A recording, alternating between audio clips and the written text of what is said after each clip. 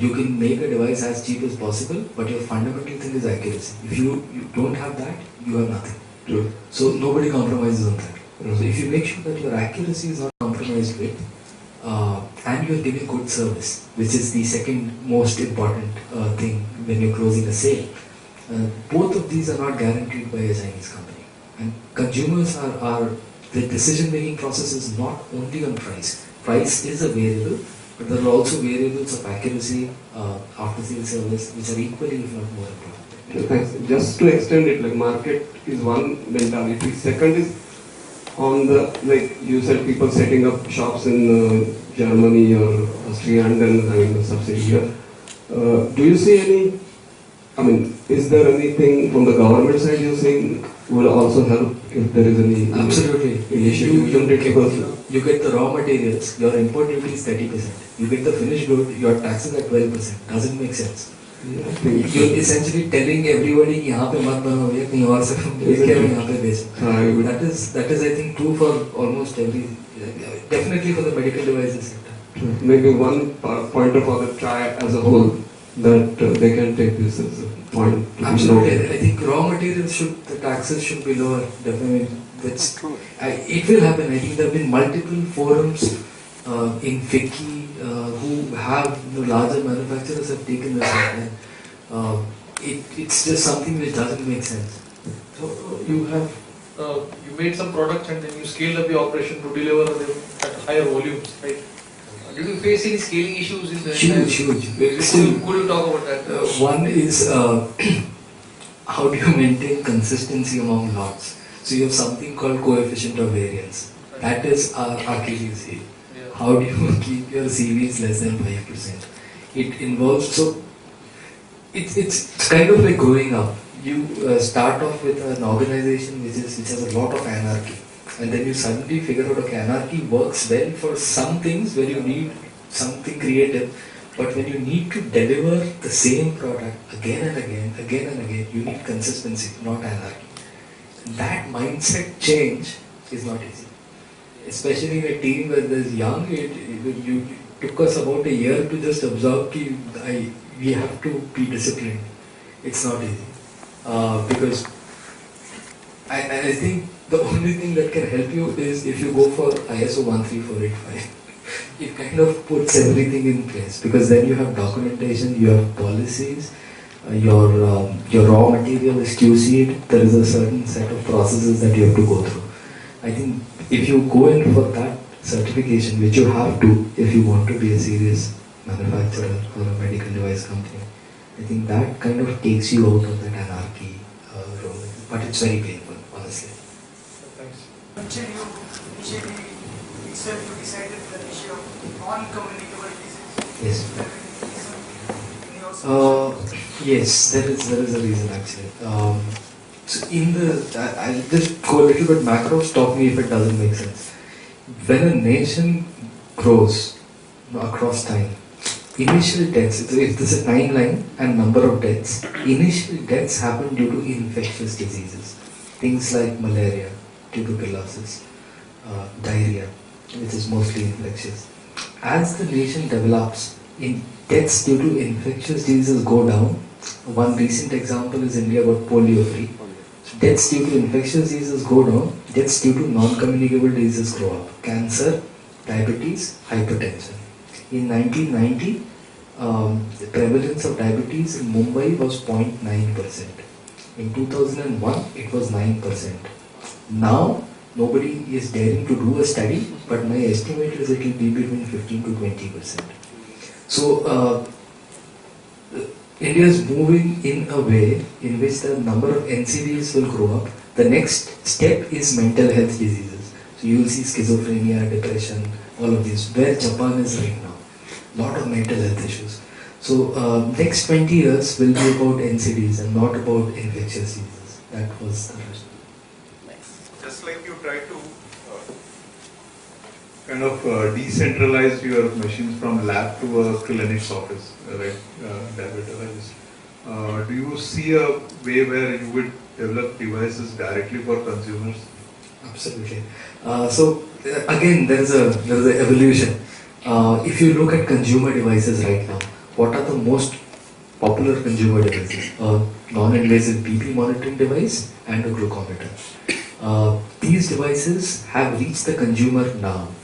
That is after 25 years of Omron selling it to doctors. So if you look at the life cycle of a medical device, first the doctors accept it, then the paramedics accept it, then the home user accepts it. So our rationale was to follow this particular chain. So first the doctor will be our customer. After that the auxiliary nurse and midwife or the ASHA worker or semi-trained professional will be a customer.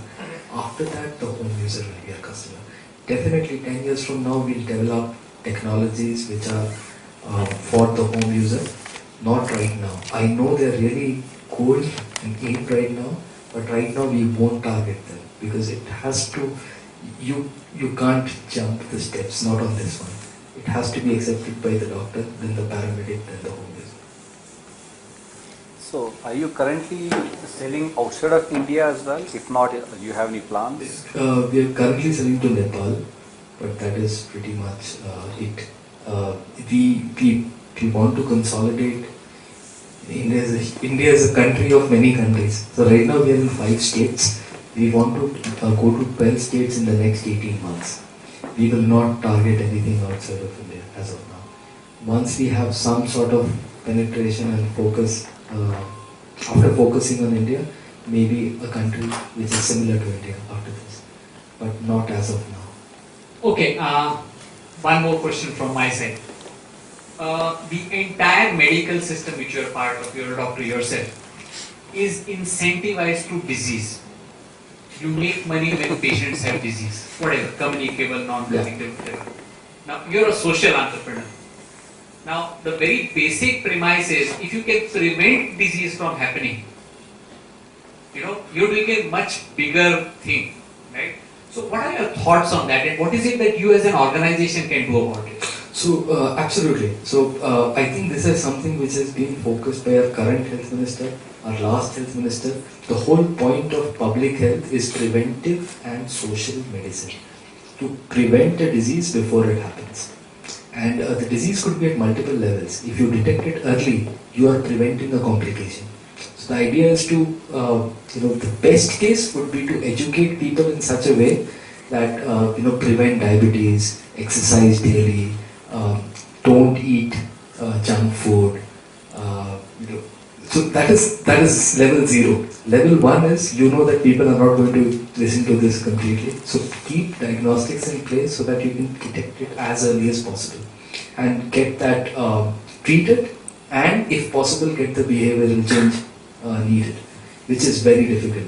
Just asking doctors to sterilize their hands before they palpate a patient is so difficult to accomplish. Forget about the common person when you tell him that a lay person to wash your hands before eating. Doctor himself doesn't use the sterilizer which is stuck on the wall. Behavioral change is most difficult. So next best option, detect it early, and that is where you have devices focused at public health. One of our segments, which I don't know will be able to penetrate or not, is public health, both for anemia and the glucometer. So we do make devices to facilitate the screening. Of course, holy grail is behavioral change, but it's difficult. Okay, I'm going to wrap with one last question. I want you to, just reflect for a moment. How have you changed as a person over this entrepreneurial journey? What's changed in you? Still a naughty boy. I think, definitely. But I think I was much more sure of myself 5 years back. Now there's so many things I don't know. I'm more unsure as a person. I think that has been the fundamental change. Also, I think I've started to value discipline more than I used to. The whole, you see the value of discipline. I see the value of discipline now. I didn't see it 5 years back. Growing up. Okay, on that For note, better or for worse. Maybe thank you very much, Dr. Abhishek Sen. something about his hobbies, maybe. Other than biosense, your hobbies. I read a lot. I love my PlayStation. So I'm really good at Call of Duty. Arkham City, Batman. I can beat anybody in the room probably at either of those two games. He also got married recently. In spite of being an entrepreneur. That's an achievement. That's an achievement. That's actually quite. Somebody wrote an article called "Flat Marriage and I forget it. Flat and Marriage for Entrepreneurs." So how after a certain period of time, the family begins to question, okay, you're doing entrepreneurship, started your company. When are you getting married again? Which company do you work with? So yeah, that's the next question. First of all, I would like to thank Dr. Sen for such a wonderful description of his journey. Also, I would like to thank Dr. Ganapathy Mr. Ganapathy to facilitate this total discussion. This was actually a very wonderful experience. I am myself a biologist and never thought that a doctor would become engineer and work in technology. But you have done a great job. Thank you very much. Supratik has introduced about TI, so I must thank Supratik. Also, I must thank the audience for attending this event and asking him the questions which brought about insights of his venture. Now I would like to request Ajay Bhagwat to present the moment of Abhishek.